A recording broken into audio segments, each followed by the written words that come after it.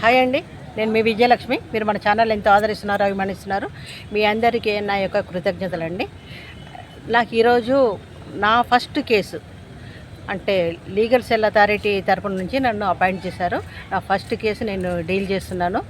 నేను ఇన్స్పెక్టర్గా అని తెలుసు. ఆ తర్వాత నేను రిటైర్డ్ అయిన తర్వాత ఎల్ఎల్బి ఎల్ఎల్ఎం చేసినాను కనుక నేను లాలో ఎన్రోల్ చేసుకున్నాను అడ్వకేట్గా.